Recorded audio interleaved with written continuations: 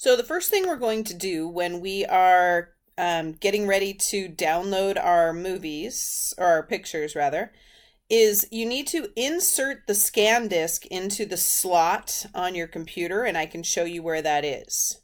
After you're done doing that, we need to go to this folder right here. And if you can't find it down there, then we will find your folder together somewhere else. Once I have that folder open, and often it will open in a small version like you can see here. So you want to click up here where there's this big square, and that's going to open the full view. So we've maximized it. And now over here along the sides, we need to find where our scan disk is.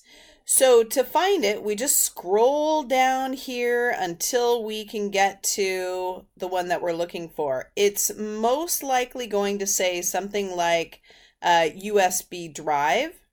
So I'm going to scroll down here until I get to this USB drive D. It's not named, so it's just going to come up generic like that. Then right up here, you see it says DCIM. I'm going to click on that, double click.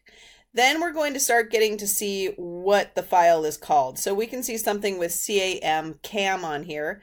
Double click that again. Now all my JPEG files are coming up, all of these pictures.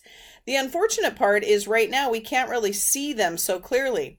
So I'm going to come over here to where I can see View. When I click on View, I can choose extra large icons, small icons, which again isn't going to do me much good. I can go into here as well, which gives me the file type. For now, I'm going to go to the extra large icons. Well, let me see large. No, I'll go large icons.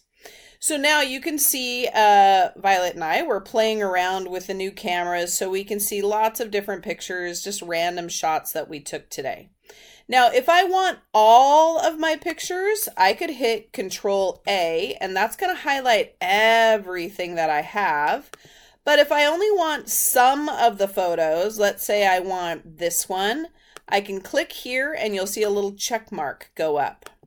If I want a lot of these pictures, I can hit the Shift button and I can get everything from that first one to whatever I click on the last one. Oops, it didn't do it for me.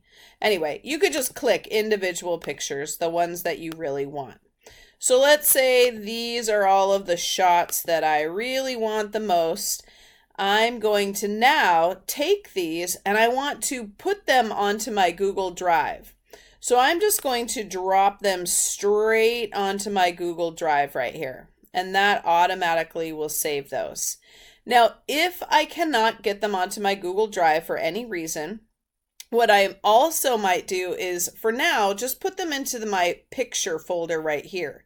So once again, I can click and I'm holding it down, dragging it over. You can see that 6 goes right there, and it even says copy to pictures.